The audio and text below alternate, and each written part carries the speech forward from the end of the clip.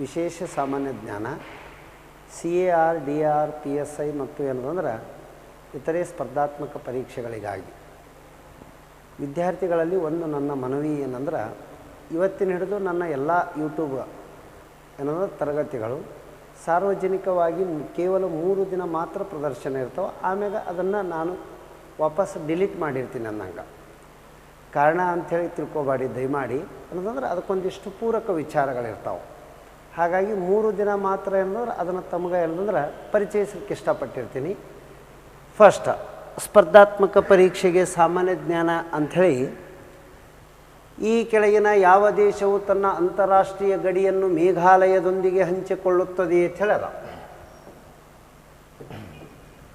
ಮೇಘಾಲಯದೊಂದಿಗೆ ಹಂಚಿಕೊಳ್ಳುವಂತಹ ಅಂತಾರಾಷ್ಟ್ರೀಯ ಅಂದ್ರೆ ಗಡಿಯನ್ನು ಹೊಂದಿರುವಂತಹ ದೇಶ ಯಾವುದು ಅಂತ ಕೇಳಿದ್ರಂದ್ರೆ ಇದಕ್ಕೆ ಬಾಂಗ್ಲಾದೇಶ ಅಂತೇಳಿ ಕಣ್ಣು ಮುಂದೆ ಮ್ಯಾಪ್ ಬರಬೇಕು, ಆವಾಗ ಆನ್ಸರ್ ಕರೆಕ್ಟ್ ಬರ್ತದೆ ಸರ್. ಹಾಗಾದರೆ ಮೇಘಾಲಯದೊಂದಿಗೆ ಗಡಿ ಹೊಂದಿರುವ ಏಕೈಕ ಅಂತಾರಾಷ್ಟ್ರೀಯ ದೇಶ ಯಾವುದು? ಬಾಂಗ್ಲಾನೇ ಹೊಂದ್ಯಾರ. ಇದು ಫಸ್ಟ್ ಕಾನ್ಸೆಪ್ಟ. ಭಾರತದೊಂದಿಗೆ ಅತಿ ಉದ್ದವಾದ ಗಡಿ ಹೊಂದಿರುವ ದೇಶ ಅಂತೇಳಿ ಕಾನ್ಸ್ಟೇಬಲ್ ಎಕ್ಸಾಮ್ ಕೇಳಿದ್ರಿ. ಭಾರತದೊಂದಿಗೆ ಉದ್ದವಾದ ಗಡಿ ಹೊಂದಿರುವ ದೇಶ, ಉದ್ದ ಗಡಿ ಹೊಂದಿರುವ ದೇಶ ಅಂತ ಕೇಳಿದ್ರಂದ್ರೆ ಇದು ಹೇಳಬೇಕು. ಗಡಿ ಹೊಂದಿದ ದೇಶ ಯಾವುದರಿ? ದೇಶ ಅಂದಕ್ರ ಬಾಂಗ್ಲಾದೇಶ್. ಇನ್ನು ಬಾಂಗ್ಲಾದೇಶದ ರಾಜಧಾನಿ ಯಾವುದು ಅಂತ ಕೇಳಿದ್ರೆ ಢಾಕಾ. ಇದು ಹೇಳಬೇಕು. ಬಾಂಗ್ಲಾದೇಶದ ನಾಣ್ಯ ಕೇಳಿದ್ರೆ ಟಾಕಾ ಅಂತ ಹೇಳಬೇಕು. ಅದಕ್ಕೆ ಪೂರಕವಾದ ವಿಚಾರಗಳು. ಹಾಗಾದರೆ ಏನದಂದ್ರೆ ಬಾಂಗ್ಲಾದೇಶದ ಪುಷ್ಪ ಯಾವುದು ಅಂದ್ರೆ ವಾಟರ್ ಲಿಲ್ಲಿ, ಜಲನೈದಿಲೆ. ಇದು HSTR ಎಕ್ಸಾಮ್ದಾಗ ಕೇಳಿದ್ದೀರಿ, ಜಲನೈದಿಲೆ ಅಂಥೇಳಿ, ವಾಟರ್ ಲಿಲ್ಲಿ. ಇದು ಮೊದಲು ಅದಕ್ಕೆ ಬೇಸಿಕ್ ಕಾನ್ಸೆಪ್ಟ್ ಕೊಟ್ವಿ. ಬಟ್ ಬಾಂಗ್ಲಾದೇಶ ಅಂದ ಬಳಿಕ ನಮಗೆ ಪಟ್ನೆ ಏನು ನೆನಪು ಬರ್ತದೋ ಸಾರ್ಕ್ ಸಂಘಟನೆಯ ಬಗ್ಗೆ ಒಂದಿಷ್ಟು ವಿಚಾರಧಾರೆಗಳು ಬಂದುಬಿಡ್ತಾವೆ. ಏನಿದು ಸಾರ್ಕ್ ಸಂಘಟನೆ ಅಂದ್ರೆ ಸ್ವಲ್ಪ ಅಬ್ಸರ್ವೇಷನ್ ಮಾಡಿರಿ. ಸಾರ್ಕ್ ಎನ್ನುವ ಪದ SAARC ಸಾರ್ಕ್, ಇದರ ವಿಸ್ತೃತ ರೂಪದೊಳಗೆ ಸಿ ಅಂದ್ರೆ ಏನು ಅಂತೇಳಿ ಸಿವಿಲ್ ಕಾನ್ಸ್ಟೇಬಲ್ ಪ್ರೀವಿಯಸ್ ಕ್ವಶನ್ ಕೇಳ್ಯಾರ. ಸಿ ಅಂದ್ರೆ ಏನು? South Asian association of regional cooperation, ದಕ್ಷಿಣ ಏಷ್ಯಾ ಪ್ರಾದೇಶಿಕ ಸಹಕಾರ ಸಂಘ ಅಂದರೆ ದೇಶಗಳ ರಾಷ್ಟ್ರಗಳ ಸಂಘ. ಇದಕ್ಕೆ ಕಂಪ್ಲೀಟ್ ವಿಸ್ತೃತ ರೂಪ ಕರೆಕ್ಟ್ ಗೊತ್ತಿರಬೇಕು. South Asian association of regional cooperation. ಇದು ಭಾಳ ಕರೆಕ್ಟಾಗಿ ಅಬ್ಸರ್ವ್ ಮಾಡಬೇಕು. ಅವಸರಲ್ಲೇ ಓದ್ಕೊಂಡು ಹೋಗಬಾರ್ದು ಇಂಥವು. ಅಲ್ಲಿ ಎಕ್ಸಾಮ್ನ ಕೋಆಪರೇಷನ್, ಕಾರ್ಪೊರೇಷನ್ ಹಿಂಗೆ 4 ಕೊಟ್ಟಿರ್ತಾನೆ, ಎಲ್ಲ ಕನ್ಫ್ಯೂಷನ್ ಆಗೋ ಹಂಗೆ. ಹಾಗಾದರೆ ಸಾರ್ಕ್ ಸಂಘಟನೆಯಲ್ಲಿ ಇರುವಂತಹ ಮೊದಲ ದೇಶಗಳ ಬಗ್ಗೆ ಒಂದಿಷ್ಟು ಪೂರಕ ಮಾಹಿತಿ ಗೊತ್ತಿರಲಿ ನಮಗೆ. ಸಾರ್ಕ್ ಸಂಘಟನೆಯಲ್ಲಿ ಅತಿ ದೊಡ್ಡದಾದ ದೇಶನೇ ಯಾವುದು ಅಂದ್ರೆ ಭಾರತ. ಮೊದಲು ಇದರ ಬಗ್ಗೆ ನಮಗೊಂದಿಷ್ಟು ಕಲ್ಪನೆ ಆಯಿತು. ಇನ್ನು ಮತ್ತೆ ಯಾವ್ಯಾವ ರಾಷ್ಟ್ರಗಳದಾವ ಹಿಂಗೆ ಅಬ್ಸರ್ವೇಷನ್ ಮಾಡಿ. ಇದು ಪಾಕಿಸ್ತಾನ, ಇದರಲ್ಲಿ ಅದ. ಇದು ನೇಪಾಳ, ಇಲ್ಲಿರೋದೇ ಭೂತಾನ, ಇಲ್ಲಿರೋದು ಬಾಂಗ್ಲಾದೇಶ, ಛೋಟಾ ಇಂಡಿಯಾ ಇದ್ದಂಗೆ ಅದ. ಇದು ತೆಂಗಿನಕಾಯಿ ಶ್ರೀಲಂಕಾ, ಇದು ಮಾಲ್ಡೀವ್ಸ್. ಆ ನಂತರ ಇದರ ಹೊರಗಡೆ ಇರೋದು ಇತ್ತೀಚೆಗೆ ಸೇರ್ಪಡೆಯಾಗಿದ್ದು ಯಾವುದು ಅಂದ್ರೆ ಅಫ್ಘಾನಿಸ್ತಾನ್. ಸಾರ್ಕ್ ಸಂಸ್ಥೆಯಲ್ಲಿರುವ ಸದಸ್ಯ ರಾಷ್ಟ್ರಗಳು ಒಂದು ಯಾವುದು ಅಂದ್ರೆ ಭಾರತ್, ಎರಡನೆಯದ್ದು ಪಾಕಿಸ್ತಾನ್, ಮೂರನೆಯದ್ದು ನೇಪಾಳ್, ನಾಲ್ಕನೆಯದ್ದು ಭೂತಾನ್, ಐದನೆಯದ್ದು ಬಾಂಗ್ಲಾದೇಶ್, ಆರನೆಯದ್ದೇ ಯಾವುದು ಅಂದ್ರೆ ಶ್ರೀಲಂಕಾ. ಆ ನಂತರ ಏಳನೆಯದ್ದು ಯಾವುದು ಅಂದ್ರೆ ಮಾಲ್ಡೀವ್ಸ್ ದ್ವೀಪ, ಎಂಟನೆಯದ್ದೇ ಅಫ್ಘಾನಿಸ್ತಾನ್. ಇತ್ತೀಚೆಗೆ ಎಷ್ಟನೇ ಸದಸ್ಯ ರಾಷ್ಟ್ರ ಸೇರ್ಪಡೆಯಾಗಿದ್ರೆ 8ನೇದು. ಒರಿಜಿನಲ್ ಎಷ್ಟು ಸದಸ್ಯ ರಾಷ್ಟ್ರಗಳು ಇದ್ದು 7, ಈಗ ಎಷ್ಟದವೆ ಅಂದರೆ 8. 8 ಯಾವುದು ಅಂದರೆ ಅಫ್ಘಾನಿಸ್ತಾನ. ಮಯನ್ಮಾರ ಇದರ ಸದಸ್ಯತ್ವ ಪಡೆದಿಲ್ಲ. ಅದು ಕಾನ್ಸ್ಟೇಬಲ್ ಎಕ್ಸಾಮ್ ಈ ಕೆಳಗಿನ ಯಾವುದು ಸದಸ್ಯತ್ವ ಪಡೆದಿಲ್ಲ. ಇವೆಲ್ಲ ಗೊತ್ತಿದ್ದದ್ರೆ ತಾನೇ ಹೇಳ್ಬೋದು ರೀ. ಇಲ್ಲಿ ಸ್ವಲ್ಪ ಮತ್ತೆ ಏನದ, ಸ್ಥಾಪನೆ ಯಾವಾಗ ಆಯಿತು ಅನ್ನೋ ಸಿವಿಲ್ PSIಗೆ ಡೇಟ್ಗೆ ಸಾಥ್ ಕೇಳಿದ್ದ. 8 ಡಿಸೆಂಬರ್ 1985. ಎಷ್ಟು ಸದಸ್ಯ ರಾಷ್ಟ್ರಗಳದವ ಅದೇ ಡೇಟಿಗೆ ಸ್ಥಾಪನೆ ಆಗ್ಯದ ನೋಡಿ, 8ನೇ ತಾರೀಕಿಗೆ ಡಿಸೆಂಬರ್ 1985. ಹಾಗಾದರೆ ಎಲ್ಲಿ ಸ್ಥಾಪನೆ ಆಯಿತು ಅಂತ ಕೇಳಿದ್ರೆ ಢಾಕಾದಾಗ ಸ್ಥಾಪನೆ ಆಗ್ಯದ. ಸ್ಥಾಪನಾ ಸ್ಥಳ ಇದು ಬಾಂಗ್ಲಾದೇಶ.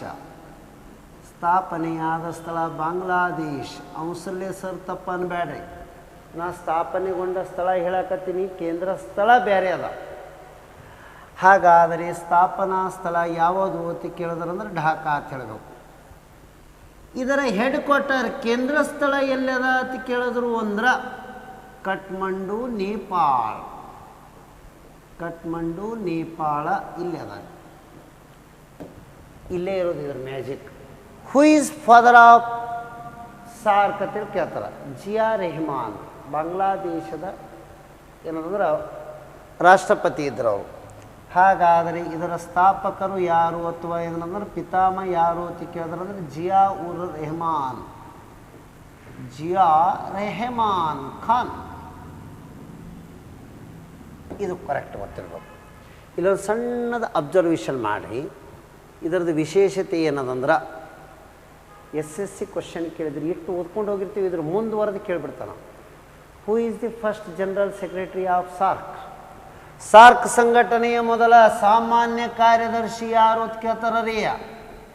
SSCಗೆ ಮೊದಲ ಸಾಮಾನ್ಯ ಕಾರ್ಯದರ್ಶಿ ಅಬುಲ್ ಹಸನ್. ಯಾರ್ರೀ? ಅಬುಲ್ ಹಸನ್. ಇದು ಕರೆಕ್ಟ್ ನೆನಪಿಟ್ಕೊಳ್ಬೇಕು. ಇಷ್ಟೆಲ್ಲ ಇದಕ್ಕೆ ಪೂರಕ. ಇದರ ಮೊದಲನೆಯ ಸಭೆ ಎಲ್ಲಿ ನಡೆಯಿತು? ಫಸ್ಟ್ ಸೆಷನ್, ಮೊದಲ ಸಭೆ ಢಾಕಾದಲ್ಲಿ ನಡೆಯಿತು. ಎಷ್ಟರದಾಗ ನಡೆಯಿತು? 1985ದಾಗ. ಯಾರ ಅಧ್ಯಕ್ಷತೆಯಲ್ಲಿ ನಡೆಯಿತು? ಜಿಯಾ ಉರ್ ರೆಹಮಾನ್. ಎರಡನೆಯ ಸಭೆ ನಮಗೆ ಇಂಪಾರ್ಟೆಂಟ. ಎರಡನೇ ಸಭೆ ಓದೋ ಸಲುವಾಗಿ ಒಂದೇದು ಓದ್ಕೋಬೇಕ್ರಿ, ಬೆಂಗಳೂರು. ಹಾಗಾದರೆ 1986 ಅಧ್ಯಕ್ಷರು ಆರ್ ಗಾಂಧಿ. ಆರ್ ಗಾಂಧಿ ಅಂದ್ರೆ ರಾಜೀವ್ ಗಾಂಧಿಯವರು ಅಧ್ಯಕ್ಷತೆ ವಹಿಸಿದ್ದರು. ಎಷ್ಟು ಇದರ ಬಗ್ಗೆ. Meghalaya, the word Meghalaya, it is an ಅಬೋರ್ಡ್ of the clouds.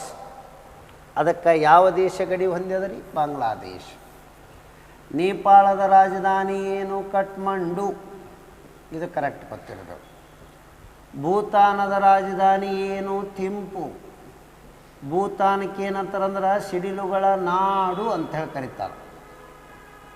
ಸಿಡಿಲುಗಳ ನಾಡು ಅಂದ್ರೆ land of the thunderbolt. ಸಿಡಿಲುಗಳ ಭೂಮಿ ಎಂದರೆ ಪಶ್ಚಿಮ ಬಂಗಾಳದಲ್ಲಿರುವ ಡಾರ್ಜಿಲಿಂಗ. ಸಿಡಿಲುಗಳ ನಾಡು ಎಂದರೆ Bhutan. Land of the thunderbolt ಯಾವುದು ಅಂತ ಕೇಳಿದ್ರಂದ್ರೆ ಭೂತಾನ್. ಇದರ ಥಿಂಪು ಆಯಿತು. ನಾಣ್ಯ ಯಾವುದು ಅಂದ್ರೆ ನಾಗುಲ್ ತರಂ.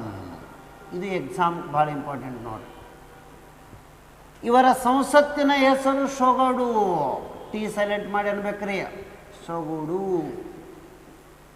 ಸಂಸತ್ತಿನ ಹೆಸರು ಸೊಗಡು, ರಾಜಧಾನಿ ಥಿಂಪು, ನಾಗುಲ್ ತರಂ ಇದು ನಾಣ್ಯವಾಗಿದೆ, ಸಿಡಿಲುಗಳ ನಾಡು. ಮಯನ್ಮಾರದ ಹಳೆಯ ಹೆಸರು ಏನು ಅಂದ್ರೆ ಬರ್ಮಾ. ಬರ್ಮಾ ಭಾರತದಿಂದ ಯಾವಾಗ ಬೇರ್ಪಟ್ಟಿತ್ತು? 1937. ಇಷ್ಟು ನಮಗೆ. ರಂಗೂನ್ ಅಂಥೇಳಿ ಜೈಲ್ನಾಗ ಯಾರು ಮರಣ ಹೊಂದುತ್ತಾರೆ ಅಂದ್ರೆ 2ನೇ ಬಹದ್ದೂರ್ ಶಾ ಮರಣ ಹೊಂತಾನೆ. ಇದು ನಮ್ಗೆ ಗೊತ್ತಿರಬೇಕು. ಕರೆಕ್ಟೇ? ಇಷ್ಟು ಎಲ್ಲ ಇದ್ರ ಬಗ್ಗೆ ಹಿಂಗೆ ತೊಗೊಂಡೇವು ಅಂದ್ರೆ ಈ ಕಲ್ಪನೆಗಳಿರ್ಬೇಕಂದಂಗೆ. ನೆಕ್ಸ್ಟ್ ಈಗ ನೋಡಿ, ಮೇಘಾಲಯ ರಾಜ್ಯದ ಅಧಿಕೃತ ಭಾಷೆ ಯಾವುದು ಅಂದರೆ ಇಂಗ್ಲೀಷ್. ಇದು the administrative language of the ಏನದಂದ್ರೆ ಮೇಘಾಲಯ ಅಂದರೆ ಇಂಗ್ಲೀಷ್. ಫಸ್ಟ್ ಮೇಘಾಲಯ ಎನ್ನುವ ಪದ ನೀಡಿದವರು ಯಾರು ಅಂತ ಕೇಳ್ತಾರೆ. UPSC ಕ್ವಶನ್ SP ಚಟರ್ಜಿ ನೀಡಿದ್ದಾರೆ. ಯಾರು ನೀಡ್ಯಾರಿ? SP ಚಟರ್ಜಿ. ಇದು ನಮಗೆ ಕರೆಕ್ಟ್ ಗೊತ್ತಿರಬೇಕು. ಸೀಬಾ ಪಿ ಚಟರ್ಜಿ ಅಂದಂಗೆ SP ಚಟರ್ಜಿಯವರು ಮೇಘಾಲಯ IAS ಪ್ರಿಲಿಮ್ಸ್ ಕ್ವಶನ್. ಹಾಗಾದರೆ ಮೇಘಾಲಯ ರಾಜ್ಯ ರಚನೆಯಾದ ವರ್ಷ 21 ಜನವರಿ 1972ರಲ್ಲಿ. ಮೇಘಾಲಯಕ್ಕೆ ಇಂಗ್ಲೀಷ್ನಾಗ ಅವ್ರು ಕೊಟ್ಟ word abode of the clouds. ಮೇಘ ಎಂದರೆ ಮೋಡ, ಆಲಯ ಎಂದರೆ ಇರುವುದು, ಯಾವಾಗಲೂ ಮೋಡಗಳು ಇರ್ತಾವನ್ನಂಗೆ ಅದಕ್ಕೆ. ಹಾಗಾದರೆ ಅಬೋರ್ಡ್ ಆಫ್ ದಿ ಕ್ಲೌಡ್ಸ್ ಅಂದರೆ SP ಚಟರ್ಜಿ ಅಂತೇಳಿ ಹೇಳಿದೆವು ನಾವು. ಮೇಘಾಲಯದ ರಾಜಧಾನಿ ಯಾವುದು ಅಂತ ಕೇಳ್ತಾರ? ಶಿಲ್ಲಾಂಗ. ಶಿಲ್ಲಾಂಗ್ ಇರುವುದು ಯಾವ ನದಿಯ ಯಾವ ಬೆಟ್ಟದಲ್ಲಿ ಅಂತ ಕೇಳ್ತಾರ? ಖಾಸಿ ಬೆಟ್ಟಗಳಲ್ಲಿ ಶಿಲ್ಲಾಂಗ್ ರಾಜಧಾನಿ ಇದೆ. ರಾಜಧಾನಿ ಯಾವುದು ಹೇಳ್ಬೇಕ್ರಿ? ಶಿಲ್ಲಾಂಗ. ಎಲ್ಲದ ರೀ? ಖಾಸಿ ಬೆಟ್ಟಗಳಲ್ಲಿ ಇದೆ. ಇಲ್ಲೊಂದು ಕ್ವಶನ್ ಕೇಳಿದ್ರು SDA ಎಕ್ಸಾಮ್ಕ. ಹಾಗಾದರೆ ನಾರ್ತ್ ಈಸ್ಟರ್ನ್ 7 ಸಿಸ್ಟರ್ಸ್ ಯಾವ್ಯಾವ ಅದಾವ ಅಂತ ಕೇಳಿರ್ತಾರೆ. ಯಾವುದು ಈಶಾನ್ಯದ 7 ಸಹೋದರಿ ರಾಜ್ಯಗಳಲ್ಲಿ ಒಂದು ಅಲ್ಲ ಅಂತ ಕೇಳ್ತಾರೆ. ಹಾಗಾದರೆ ಈಶಾನ್ಯದ 7 ಸಹೋದರಿ ರಾಜ್ಯಗಳಲ್ಲಿ ಈ ಕೆಳಗಿನ ಯಾವುದೂ ಬರುವುದಿಲ್ಲ ಅಂತ ಕೇಳಿದ್ರಂದ್ರೆ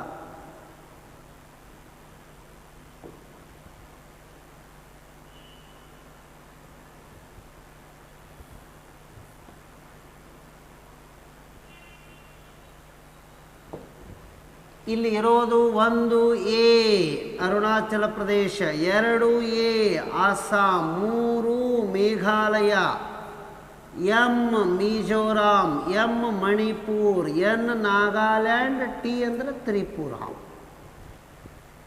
ಇದು ಹೇಳಬೇಕು.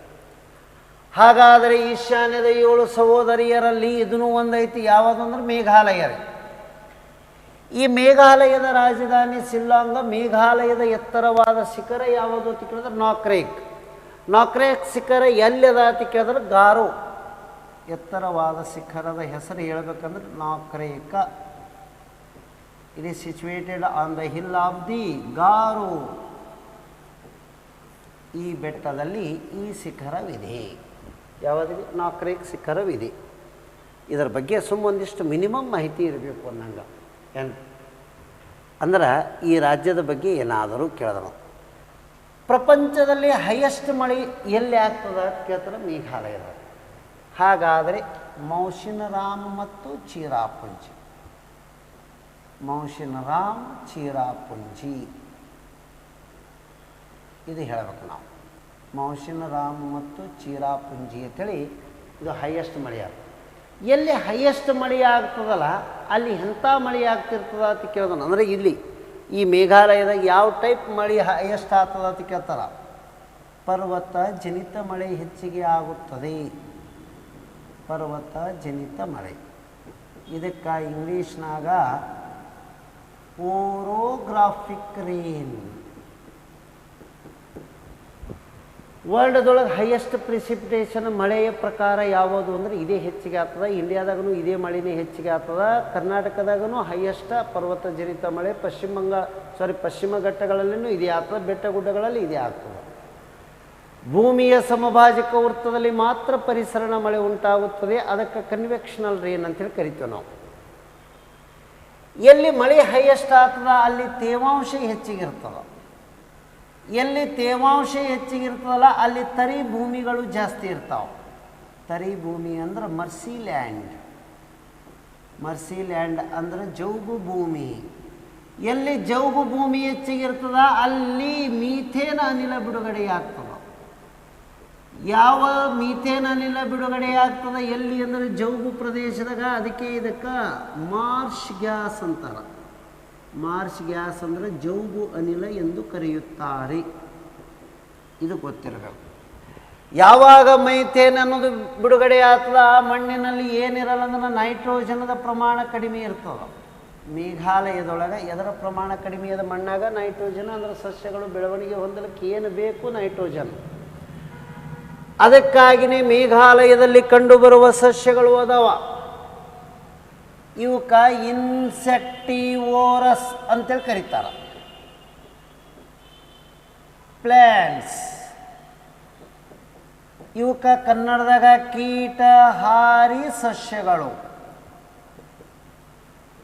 CTET ಕ್ವಶನ್ ಕೇಳಿದ್ರು ಸೆಂಟ್ರಲ್ ಟೀಚರ್ಸ್ ಎಲಿಜಿಬಿಲಿಟಿ ಟೆಸ್ಟ್ದೊಳಗೆ. ದ ಹೈಯೆಸ್ಟ್ ಇನ್ಸೆಕ್ಟಿವೋರಸ್ ಪ್ಲ್ಯಾಂಟ್ಸ್ ಏನಂದ್ರೆ ಫೌಂಡ್ ಇನ್ ಇಂಡಿಯಾ ಅಂದರೆ ಮೇಘಾಲಯ. ಭಾರತದಲ್ಲಿ ಅತಿ ಹೆಚ್ಚು ಕೀಟಹಾರಿ ಸಸ್ಯಗಳು ಯಾವ ರಾಜ್ಯದಲ್ಲಿ ಕಂಡುಬರುತ್ತವೆ? ಮೇಘಾಲಯದಲ್ಲಿ ಕಂಡುಬರುತ್ತವೆ. ಹಾಗಾದರೆ ಈಗ ಪ್ರಮುಖ ಕೀಟಹಾರಿ ಸಸ್ಯಗಳು ಯಾವ್ಯಾವ ಅದಾವ ಅಂತ ಕೇಳಿದ್ರು ಅಂದ್ರೆ ಇಲ್ಲದಾವ ನೋಡಿ. ಇವಕ್ಕೆ ಓಸುಕ ಏನಂದ್ರೆ ಕರೆಕ್ಟಾಗಿ ಒಂದು 4 ಎಕ್ಸಾಂಪಲ್. ನೆಫೆಂಥಿಸ್ ಕನ್ನಡದಾಗ ಹೂಜಿ ಗಿಡ. ಪೊಲೀಸ್ ಕಾನ್ಸ್ಟೇಬಲ್ದಾಗ ಇಂಗ್ಲೀಷ್ ವರ್ಡ್ ಕೇಳಕತ್ತಾರ್ರಿ. ಹೂಜಿ ಗಿಡ ಅಂದ್ರೆ ನೆಫೆಂಥಿಸ್. ಸನ್ ಡ್ಯೂ ಡ್ರಾಸೇರಾ. ಡ್ರಾಸೇರಾ ಅಂದ್ರೆ ಒಂದೇ, ಸನ್ ಡ್ಯೂ ಅಂತಾರೆ. SUNDOW ಅಂಥೇಳಿ sundew. Venus flytrap. ಹಾಗಾದರೆ ಏನಂದ್ರೆ ವೇನಸ್ ಫ್ಲೈ ಟ್ರ್ಯಾಪ್ ಅಂಥೇಳಿ ಒಂದು ಬರ್ತದೆ. Bladderwort. ಇವೆಲ್ಲ ಏನದಾವ ಅಂದರೆ ಕೀಟಗಳನ್ನು ಭಕ್ಷಿಸುತ್ತವೆ. ಕೀಟಹಾರಿ ಸಸ್ಯಗಳಲ್ಲಿ ಕೀಟಗಳನ್ನು ಭಕ್ಷಿಸಲು ಸಸ್ಯದ ಯಾವ ಭಾಗದ ವಿಶೇಷವಾದ ರಚನೆಯನ್ನು ಹೊಂದಿದೆ? ಎಲೆ. ಇದು ಎಲಿರಿದು ಹಾಗಾಗಿರ್ತದ. ಕೀಟಗಳನ್ನು ಭಕ್ಷಿಸಲಿಕ್ಕೆ ಯಾವ ಆಕಾರದ ರಚನೆ, ವಿಶೇಷ ರಚನೆ ಹೊಂದಿರ್ತದೆ? ಎಲೆ. ಇದರೊಳಗೆ ಸುಗಂಧ ದ್ರವ್ಯ ಬಿಡುಗಡೆ ಆಗ್ತದೆ. ಆವಾಗ ಇದರೊಳಗೆ ದುಂಬಿಗಳು ಪ್ರವೇಶ ಮಾಡ್ತವೆ. ಹಿಂಗೆ ಈ ದುಂಬಿಗಳು ಪ್ರವೇಶ ಮಾಡ್ತವೆ. ಏನಾರೇ ಆಹಾರ ತಿನ್ನಕ್ಕದನ ಅಂಥೇಳಿ ಪ್ರವೇಶ ಮಾಡಿರುವ ದುಂಬಿ ಇದರೊಳಗೆ ಸುಗಂಧ ದ್ರವ್ಯ ವಾಸನೆಯನ್ನು ಹುಡ್ಕೊಂಡು ಹೋದಾಕರ ಇದು ಎಲ್ಲೇನಂದ್ರೆ ಏನೂ ತಿನ್ನಕ್ಕೆ ಸಿಗಲ್ಲ ಇದ್ರಾಗ. ಆಗ ಏನಂದ್ರೆ ವಾಪಸ್ ಹೊಳೆ ಬರೋ ಹೊತ್ತಿಗೆ ಇದಕ್ಕೆ ಎಲ್ಲೆರೆ ಟಚ್ ಆಯ್ತಂದ್ರೆ ಈ ಮ್ಯಾಗಿನ ಮುಚ್ಚಳ ಟಪ್ ಅಂತ ಮುಚ್ಚಿಬಿಡ್ತಾವೆ. ಆವಾಗ ಈ ದುಂಬಿ ಇದರೊಳಗೆ ಗುಯಿ ಗುಯಿ ಅಂದ್ಕೇಸಂದ್ರೆ ಮರಣ ಹೊಂದುತ್ತದೆ. ಈ ದುಂಬಿಯ ಮೈಯಲ್ಲಿ ಏನಿರ್ತದಂದ್ರೆ ನೈಟ್ರೋಜನ್ ಇರ್ತದೆ. ಈ ನೈಟ್ರೋಜನ್ ಎನ್ನುವುದು ಈ ಸಸ್ಯ ಬಳಸ್ಕೊಂಡು ತಾನು ಬೆಳೀತವೆ. ಕೀಟಹಾರಿ ಸಸ್ಯಗಳು ಕೀಟಗಳನ್ನು ಏತಕ್ಕಾಗಿ ಭಕ್ಷಿಸುತ್ತವೆ, ಸಾಯಿಸುತ್ತವೆ ಅಂತ ಕೇಳಿದ್ರೆ ತಮಗೆ ಆಗಿರುವ ನೈಟ್ರೋಜನದ ಕೊರತೆಯನ್ನು ಪೂರೈಸಿಕೊಳ್ಳಲು.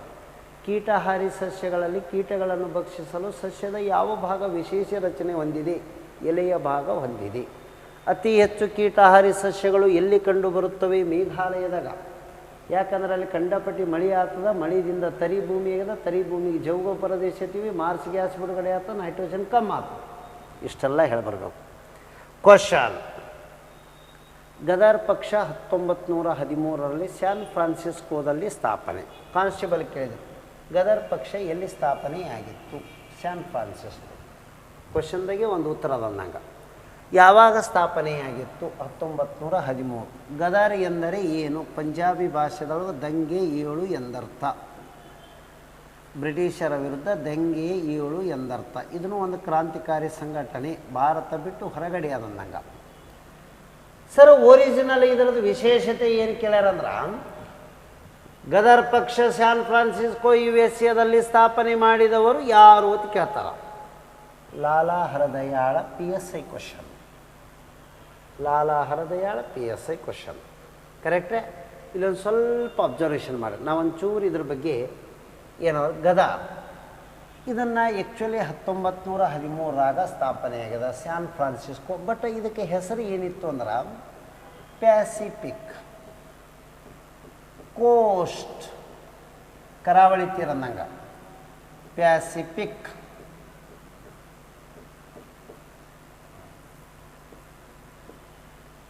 ಕೋಸ್ಟ್. ಹಿಂದೂಸ್ತಾನ್ ಅಸೋಸಿಯೇಷನ್.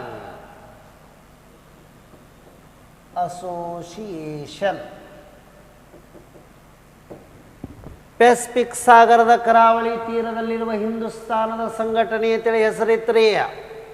ಆ ಹೆಸರು ಹೋಗಿ ಈ ಹೆಸರು ಪಡೀತದ ಆಮ್ಯಾಗ ಸ್ವಲ್ಪ ದಿನಗಳ ನಂತರ. ಹಾಗಾದರೆ ಗದರ್ ಪಕ್ಷದ ಒರಿಜಿನಲ್ ಹೆಸರು ಪೆಸಿಫಿಕ್ ಕೋಸ್ಟ್ ಹಿಂದೂಸ್ತಾನ್ ಅಸೋಸಿಯೇಷನ್. ಇದರ ಸ್ಥಾಪಕರು ಯಾರು ಅಂದ್ರೆ ಲಾಲಾ ಹರದಯಾಳ. ಆದರೆ ಇದರ ಮೊದಲ ಅಧ್ಯಕ್ಷ UPSC question. The first president of the Gadar party, Sohan Singh Banka.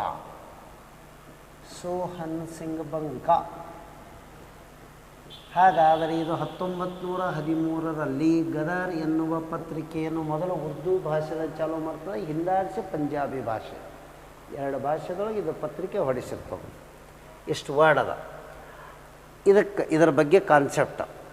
ಹಾಗಾದರೆ ಗದರ್ ಆ ಪತ್ರಿಕೆದೊಳಗೆ ಒಂದು ವರ್ಡ್ ಕೊಟ್ಟಿರ್ತಾರೆ, ಅಡ್ವರ್ಟೈಸ್. ನಿರುದ್ಯೋಗಿಗಳಿಗೆ ಒಂದು ಸುವರ್ಣ ಅವಕಾಶ, ಉದ್ಯೋಗದ ಹೆಸರು ಅಂದ್ರೆ ಉದ್ಯೋಗದ ಹೆಸರು ಅಂತ ಕೇಳ್ತಾರೆ ಅವರು. ಹಾಗಾಗಿ ಬ್ರಿಟಿಷರ ವಿರುದ್ಧ ಹೋರಾಟ, ಉದ್ಯೋಗ ಮಾಡುವ ಸ್ಥಳ ಭಾರತ, ಉದ್ಯೋಗಕ್ಕಾಗಿ ನೀಡುವ ಸಂಬಳ ವೀರ ಮರಣ ಅಂಥೇಳಿ ಆ ಒಂದು ಅಡ್ವರ್ಟೈಸ್ ಬಿಟ್ಟಿರ್ತಾರೆ ಗದರ್ ಪತ್ರಿಕೆದೊಳಗೆ. ಗದರ್ ಪತ್ರಿಕೆಯನ್ನು ಯಾವ 2 ಭಾಷೆಗಳಲ್ಲಿ ಹೊರಡಿಸಲಾಗಿತ್ತು? ಒಂದು ಉರ್ದು, ಮತ್ತೊಂದು ಏನು ಅಂದರೆ ಪಂಜಾಬಿ. ನೆಕ್ಸ್ಟ್, ಪೂನಾ ಒಪ್ಪಂದ 1932 ಇವರ ನಡುವೆ ನಡೆಯಿತು. ಇಲ್ಲೊಂದು ಸ್ವಲ್ಪ ಅಬ್ಸರ್ವೇಷನ್. ಮೊದಲನೆಯ ದುಂಡು ಮೇಜಿನ ಸಭೆ ಬಹಿಷ್ಕರಿಸಲಾಯಿತು. 2ನೆಯ ದುಂಡು ಮೇಜಿನ ಸಭೆಗೆ ಹೋಗಬೇಕಂದ್ರೆ ಇಲ್ಲೊಂದು 4 ಘಟನೆ ಕರೆಕ್ಟಾಗಿ ಗೊತ್ತಿರಬೇಕು. ಫಸ್ಟ್ ಏನದಂದ್ರೆ 1931 ಇದು ಮೊದಲನೇ ದುಂಡು ಮೇಜಿನ ಸಭೆ. ಇದರಾಗ ಕಾಂಗ್ರೆಸ್ ಪಾಲ್ಗೊಂಡಿಲ್ಲ, INC ಪಾಲ್ಗೊಂಡಿಲ್ಲ. ಆವಾಗ ಒಂದು ಒಪ್ಪಂದ ಆಯಿತು. ಯಾವ ಒಪ್ಪಂದ ಆಯಿತು ಅಂದರೆ ಗಾಂಧಿ ಇರುವಿನ ಒಪ್ಪಂದವಾಯಿತು. ಹಾಗಾದರೆ ಗಾಂಧಿ ಇರುವಿನ ಒಪ್ಪಂದದಿಂದ ಗಾಂಧಿ ಎಲ್ಲಿಗೆ ಹೋಗಲಿಕ್ಕೆ ಇಚ್ಛೆ ಪಟ್ಟರು ಅಂದ್ರೆ ಇಂಗ್ಲೆಂಡಿನಲ್ಲಿ ನಡೆಯುವ ದುಂಡು ಮೇಜಿನ ಸಭೆಗೆ. 2ನೆಯ ದುಂಡು ಮೇಜಿನ ಸಭೆ 1932. ಆ 1932 ಇದು ಗಾಂಧಿ ಇರುವಿನ ಒಪ್ಪಂದ 32. 1932ಕ್ಕೆ ಏನಂದ್ರೆ ಗಾಂಧೀಜಿ ಎಲ್ಲಿಗೆ ಹೋದರು ಅಂದರೆ 2ನೇ ದುಂಡು ಮೇಜಿನ ಸಭೆಗೆ. ಕಾಂಗ್ರೆಸ್ ಪಕ್ಷ ಕೇವಲ 2ನೆಯ ದುಂಡು ಮೇಜಿನ ಸಭೆಯಲ್ಲಿ ಮಾತ್ರ ಪಾಲ್ಗೊಂಡಿದೆ. ಇದೇ ಸಭೆಯಲ್ಲಿ ಇಂಗ್ಲೆಂಡಿನ ರಾಮ್ಸೆ ಮ್ಯಾಕ್ಡೊನಾಲ್ಡ್ ಎನ್ನುವ ಪ್ರಧಾನಿಯ ಅಧ್ಯಕ್ಷತೆ ವಹಿಸಿಕೊಂಡಿರ್ತಾನಲ್ಲ, ಅವ ಹೇಳ್ತಾನೆ ಮತೀಯ ಕೊಡುಗೆ ಕಮ್ಯುನಲ್ ಅವಾರ್ಡ್ ಘೋಷಣೆ ಮಾಡ್ತಾನೆ. ಹಾಗಾದರೆ 1932 ಏನಂದ್ರೆ ಕಮ್ಯುನಲ್ ಅವಾರ್ಡ್ ಅಥವಾ ಮತೀಯ ಕೊಡುಗೆ ಘೋಷಣೆಯಾಯಿತು. ಯಾರಿಂದ ಅಂದ್ರೆ ರಾಮ್ಸೆ ಮ್ಯಾಕ್ಡೊನಾಲ್ಡ್ ಮತೀಯ ಕೊಡುಗೆ. ಇದನ್ನು ವಿರೋಧಿಸಿ ಗಾಂಧೀಜಿಯವರು ಪೂನಾ ಜೈಲಿನಲ್ಲಿ ಇದ್ದಾಗ ಉಪವಾಸ ಸತ್ಯಾಗ್ರಹ ಕೈಗೊಂಡರು. ಹಾಗಾದರೆ ಗಾಂಧೀಜಿಯವರು ಮತೀಯ ಕೊಡುಗೆಯನ್ನು ದೇಶದ ಒಡೆದು ಆಳುವ ನೀತಿಯ ವಿಚಾರವಾಗಿತ್ತು ಅಂತ ತಿಳಿದು ಪೂನಾದಲ್ಲಿ ಯಾವ ಜೈಲದಂದ್ರೆ ಯರವಾಡ ಜೈಲದ. ಪೂನಾದ ಯರವಾಡ ಜೈಲಿನಲ್ಲಿ ಏನದಂದ್ರೆ ಗಾಂಧೀಜಿ ಅಮರಣಾಂತಿಕ ಉಪವಾಸ ಕೈಗೊಂಡರು. ಹಾಗಾದರೆ ಇದು ಯಾವಾಗ ಒಪ್ಪಂದ ಆಯಿತು? ಪೂನಾ ಒಪ್ಪಂದ ಅಂತ ಕೇಳ್ತಾರೆ. ಸೆಪ್ಟೆಂಬರ್ 24, 1932. ಪೂನಾ ಒಪ್ಪಂದಕ್ಕೆ ಸಹಿ ಹಾಕಿದವರು ಯಾರು? ಗಾಂಧೀಜಿಯವರ ಪರವಾಗಿ ಮದನ್ ಮೋಹನ್ ಮಾಳವೀಯ. ಗಾಂಧೀಜಿ ಸೈನ್ ಹಾಕಿಲ್ಲ ರೀ, ಮಾಳವೀಯ.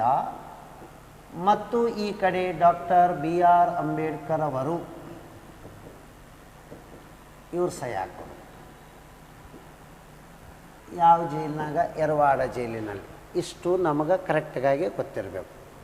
ಅಂದ್ರೆ ಮಧ್ಯಸ್ಥಿಕೆ ವಹಿಸಿದ ವ್ಯಕ್ತಿನೇ ಮದನ್ ಮೋಹನ್ ಮಾಳವೀಯ. ನೆಕ್ಸ್ಟ್, ಇದಕ್ಕೆ ಅಂದ್ರೆ ಇದರ ಕಾನ್ಸೆಪ್ಟ್ ಹಿಂಗದ ಅಂದಂಗ. ಇಲ್ಲಿ ಇದು ಯಾರಿಬ್ಬರ ನಡುವರ್ಕನೇ ಒಪ್ಪಂದ ಅಂತ ಕೇಳ್ತಾರ. ಸಹಿ ಅವ್ರು ಹಾಕಲಕ್ಕ. ಯಾರಿಬ್ಬರ ನಡುವಿನ ಒಪ್ಪಂದ ಅಂದ್ರೆ ಗಾಂಧಿ ಮತ್ತು ಅಂಬೇಡ್ಕರ್ ಅವರ ನಡುವಿನ ಒಪ್ಪಂದ. ಮಧ್ಯಸ್ಥಿಕೆ ವಹಿಸಿದವರು ಮದನ್ ಮೋಹನ್ ಮಾಳವೀಯ. ಮದನ್ ಮೋಹನ್ ಮಾಳವೀಯ ಇವರಿಗೆ ಗಾಂಧೀಜಿಯವರು ಪ್ರೀತಿಯಿಂದ ಮಹಾಮಾನ್ಯ ಎಂದು ಕರೆಯಲಾಗಿದ್ದ. ಮಹಾಮಾನ್ಯ ಮದನ್ ಮೋಹನ್ ಮಾಳವೀಯ. ಸತ್ಯಮೇವ ಜಯತೆ ಎನ್ನುವುದನ್ನು ಅದನ್ನು ಸಂಶೋಧಿಸಿ ಅಥವಾ ಮಂಡೂಕೋಪನಿಷತ್ತಿನಿಂದ ಅದನ್ನು ಏನಂದ್ರೆ ಹುಡುಕಿ ಕೊಟ್ಟವರೇ ಇವರೇ ಅಂದಂಗ.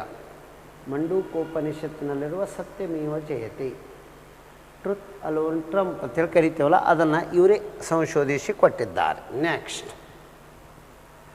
1945ರಲ್ಲಿ ವಿಚಾರಣೆಗೆ ಸಂಬಂಧಿಸಿದಂತೆ ಭಾರತದ ರಾಷ್ಟ್ರೀಯ ಸೇನೆಯ ಇಂಡಿಯನ್ ನ್ಯಾಷನಲ್ ಆರ್ಮಿ ಅಂತೇಳಿ INA ಸೈನಿಕರ ವಿಚಾರಣೆಗೆ ಈ ಕೆಳಗಿನ ಯಾವ ನಾಯಕ ಸಮರ್ಥನೆ ಮಾಡಿಲ್ಲ? ಅಂದ್ರೆ ಕೋರ್ಟಿಗೆ ಹೋಗಿ ವಕೀಲ ವೃತ್ತಿ ಮಾಡಿಲ್ಲ ಅಂತ ಕೇಳ್ತಾರ. C. ರಾಜಗೋಪಾಲಾಚಾರಿ ಮಾಡಿಲ್ಲ. ಹಾಗಾದರೆ ಯಾರ್ಯಾರು ಮಾಡಿದ್ರು? ಸರ್ ತೇಜ್ ಬಹದ್ದೂರ್ ಸಪ್ರು ಇವರು ವಕೀಲರಿದ್ದರು. INA ಸೈನಿಕರ ಪರವಾಗಿ ಕೋರ್ಟಿಗೆ ಹೋದರು. ಹೌದು, INA ಸೈನಿಕರ ವಿಚಾರಣೆಯನ್ನು ಎಲ್ಲಿ ನಡೀತು ಅಂದರೆ ದೆಹಲಿಯ ಕೆಂಪು ಕೋಟೆಯಲ್ಲಿ ನಡೆಯಿತು.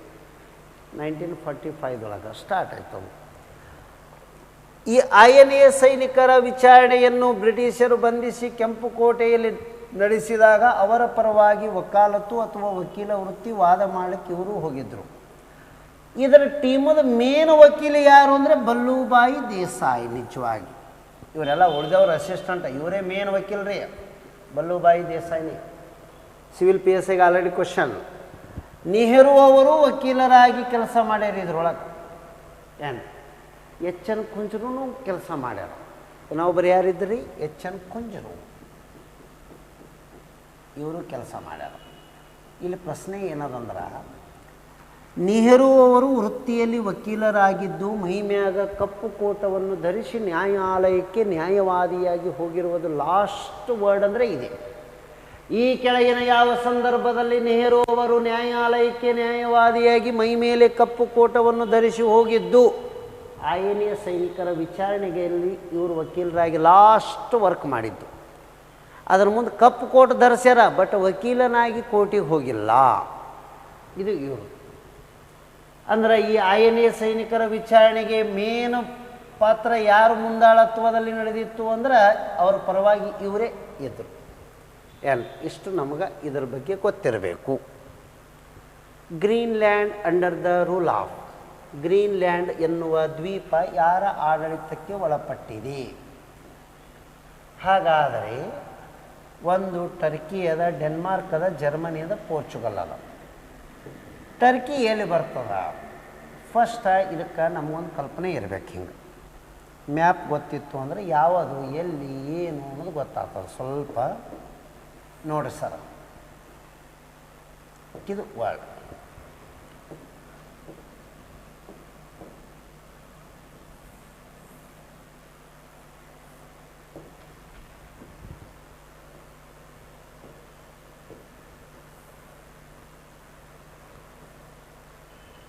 ಇದು ಭೂಮಿ. ಇದಕ್ಕೆ ಯಾವ ಆಕಾರ ಹತ್ರ ಅಂದರೆ ಜಿಯಾಯ್ಡ್. ಇಟ್ಟೇ ಅಂದರೆ ಸಿವಿಲ್ PSI. ಜಿಯಾಯ್ಡ್ ಆಕಾರ, ಭೂಮಿಯ ಆಕಾರ ಯಾವುದಂದ್ರೆ ಜಿಯಾಯ್ಡ್ ಆಕಾರ. ಇಲ್ಲಿ ಯಾವ ಖಂಡ ಅದ ಅಂದ್ರೆ ಆಫ್ರಿಕಾ ಖಂಡ. ಇಲ್ಲಿ ಯಾವ ಖಂಡ ಅದ ಅಂದ್ರೆ ದಕ್ಷಿಣ ಅಮೇರಿಕಾ ಖಂಡ. ಇಲ್ಲಿ ಯಾವ ಖಂಡ ಅದ ಅಂದ್ರೆ ಉತ್ತರ ಅಮೇರಿಕಾ ಖಂಡ. ಇದು ಯಾವುದು ಅಂದ್ರೆ ಯುರೋಪ್ ಖಂಡ. ಇದು ನಿರ್ದಿಷ್ಟ ಆಕಾರ ಇರಲಾರ್ದು ಯಾವ ಖಂಡ ಅಂದರೆ ಏಷ್ಯಾ ಖಂಡ. ಇಲ್ಲಿರೋದು ಇದು ಯಾವುದು ಅಂದರೆ ಅಂಟಾರ್ಕಟಿಕ್ ಖಂಡ. ಇದು ಆಸ್ಟ್ರೇಲಿಯಾ ಖಂಡ. ಇದರ ಪಕ್ಕದ ನ್ಯೂಜಿಲ್ಯಾಂಡ್. ಇಷ್ಟು ನಮಗೆ ಕರೆಕ್ಟ್ ಗೊತ್ತಿರಲಿ. ಆಯ್ತರೆ. ಹಾಗಾದರೆ ಇದು ಉತ್ತರ ಅಮೇರಿಕಾ ಖಂಡ ಅದಲ್ಲ, ಉತ್ತರ ಅಮೇರಿಕಾ ಖಂಡ ಇದು ಅದ. ಇದು ಯಾವುದು ಅಂದರೆ ಇಲ್ಲಿ ಬರ್ತದೆ ಗ್ರೀನ್ಲ್ಯಾಂಡ್. ಗ್ರೀನ್ಲ್ಯಾಂಡ್ ದ್ವೀಪ ಇಲ್ಲಿ ಬರ್ತದೆ. ಇದು ಯುರೋಪ್ ಖಂಡದ, ಇಲ್ಲಿ ಡೆನ್ಮಾರ್ಕ್ ದೇಶ ಬರ್ತದೆ. ಡೆನ್ಮಾರ್ಕದ ರಾಜಧಾನಿ ಕೋಪನ್ ಹೆಗನ್. ಇದು ಹೈನುಗಾರಿಕೆಗೆ ಪ್ರಸಿದ್ಧಿ. Civil PSI question previous. Denmark ದೇಶದ ಆಡಳಿತಕ್ಕೆ ಗ್ರೀನ್ಲ್ಯಾಂಡ್ ಒಳಪಟ್ಟಿದೆ.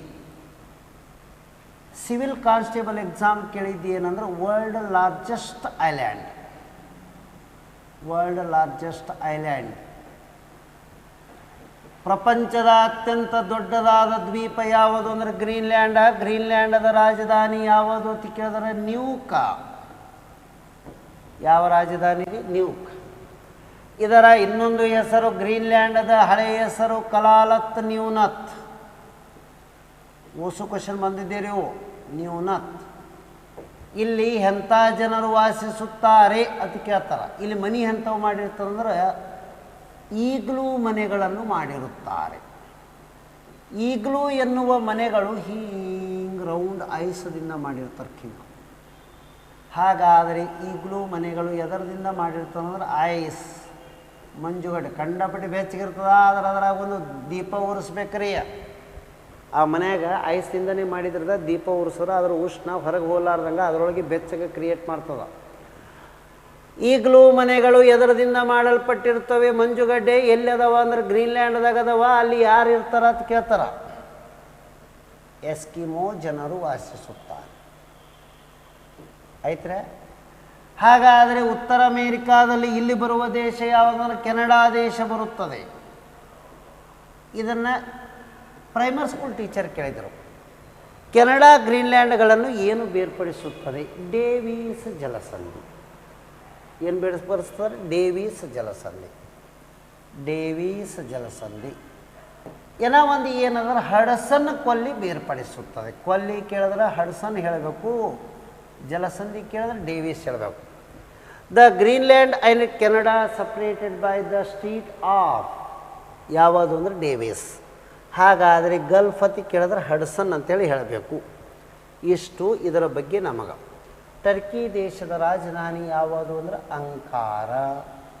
ಟರ್ಕಿ ದೇಶಕ್ಕೆ ಯುರೋಪ್ ಖಂಡದ ರೋಗಗ್ರಸ್ತ ಮನುಷ್ಯ ನಾಣ್ಯಲೀರ. ಜರ್ಮನಿ ರಾಜಧಾನಿ ಬರ್ಲಿನ್.